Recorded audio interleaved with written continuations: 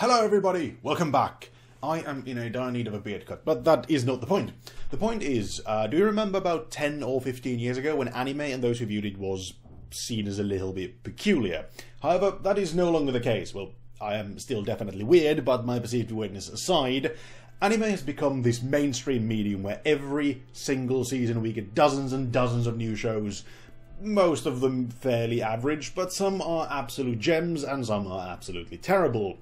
My point being, in this very convoluted way of saying it, that there is far too much anime for me to cover as a single person, because, let's face it, this is a channel about anime reviews and the like, in case that wasn't immediately obvious, and I simply do not have the time to cover everything, and as such I came up with an ingenious idea of creating these short-form, quick-shot anime reviews, which this is the first video of. This will be a mainstay in channel format going forwards into the next year, which we're closing in on Happy New Year-ish in like 3 weeks.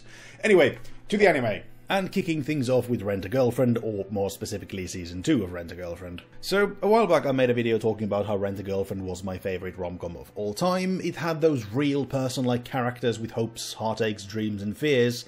They all felt like people I might actually meet at my university. Not only that, the setting complemented the style perfectly. Sure, there were those cringe moments and Kazuya was so useless as a human being from time to time that it was painful to watch, but the girls, where, let's face it, the success of most rom-coms lie, were excellent, with the usual archetypes covered. I mean, yeah, they were a little overdone in terms of fitting their tropes, but nothing is perfect. Still, it didn't feel forced, and they even included that crazy ex into the mix.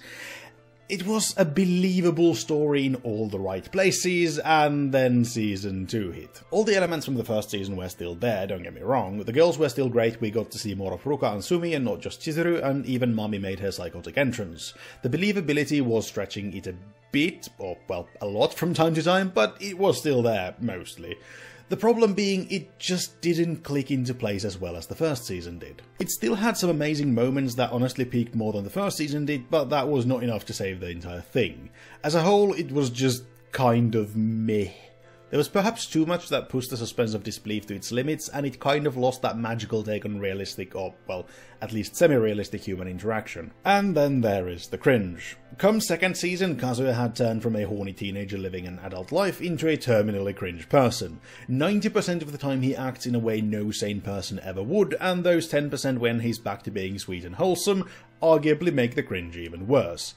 As a rating, I'd say 6 out of 10, maybe 7 at a stretch for the second season, which is a big drop from the 9 of the first one. And next in the firing line is Mushoku Tensei, the jobless reincarnation. I haven't really talked much about Mushoku Tensei beyond my initial thoughts on the trailer for the second season, and I do suspect I'm going to do a full review further down the line, but that time isn't now. So this was one I really enjoyed, which was honestly quite surprising given that it's yet another fantasy isekai, and for the most part I'm completely and utterly done with the entire genre, but Mushoku Tensei was a genuine surprise and I absolutely loved it. The narrative was interesting with a twist I never saw coming. The switch from happy-go-lucky mischievous magic fun into nitty-gritty life where everything is uncertain works so damn well. This combined with a world that, while not super innovative, still manages to be interesting was a pleasant surprise in a genre that is as overdone and predictable as fantasy isekai. Honestly, I think a large portion of this comes down to the fact that the societal structure of Mushoku Tensei's world seems to pull at least a little from real medieval society, in terms of general values of its people.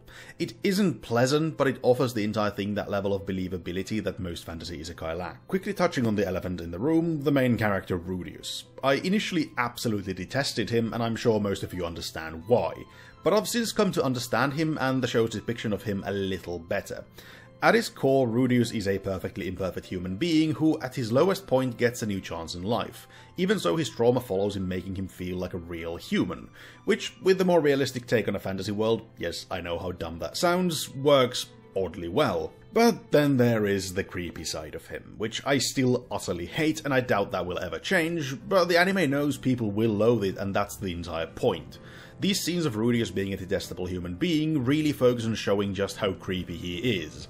Sure, there is the fan service you'd expect from it, but the main focus is on showing how this is not okay and the viewer is supposed to feel uncomfortable about it, and honestly, that made the show even better somehow. So again, I will be returning to Mushoku Tensei's jobless reincarnation come second season, but for now, I'd say it's a great show, I love it, and I would give it an 8 out of 10. And finally for this video we get the Harem in Another World's Labyrinth, or whatever the fuck it's called, that name that really doesn't roll off the tongue. For this one I already made a first impressions, and I was initially carefully hopeful even if the premise was all kinds of dodgy.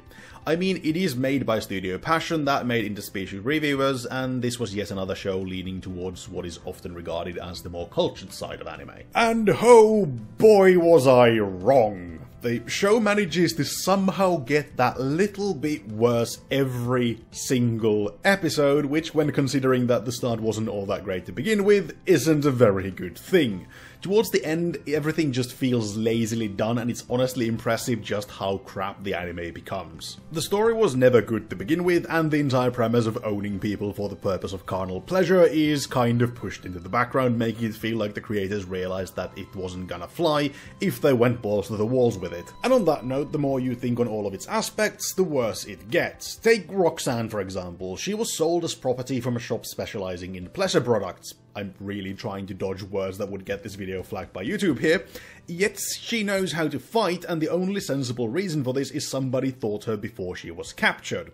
This, in combination with her current very submissive demeanor, speaks of seriously fucked up levels of Stockholm Syndrome, and this is just one example. And what baffles me even more is that the studio that gave us this horny masterpiece managed to create the most awkward ass sex scene in anime history, and not only once. They're all crap and full of such bullshit as, oh, she closed her eyes, she must like it. Or, hear me out, she's literally your property and fears for her life if she says no. All the way to, let me do you here for all of 0.25 seconds, and then it's back to focusing on the master, like, seriously. All in all, it is a beyond mediocre fantasy isekai with the world's worst sex scenes that last for all of 2 minutes present in some of its episodes. Honestly, I'm gonna give it 2 out of 10, and I wish I could get back the time I spent watching it. Anyway, I do hope you enjoyed this format of a video, and do let me know if you'd like these as individual videos, 1 review per, or if you'd prefer these 3 to 4 reviews in one, or more if you're so inclined. There is a ton of anime to cover, and more coming each season, so this format of video isn't going anywhere. And with that, leave your thoughts in the comments below, and let me know if you agreed or disagreed with any of my verdicts. If you like this, like it, dislike if you didn't, subscribe if you're new, and go have a look at my other content if you are so inclined, and check the links in the description if you want to engage with me outside of YouTube. I have been Cheese, and I do hope to see you next time with more anime goodness. Ta-ta for now.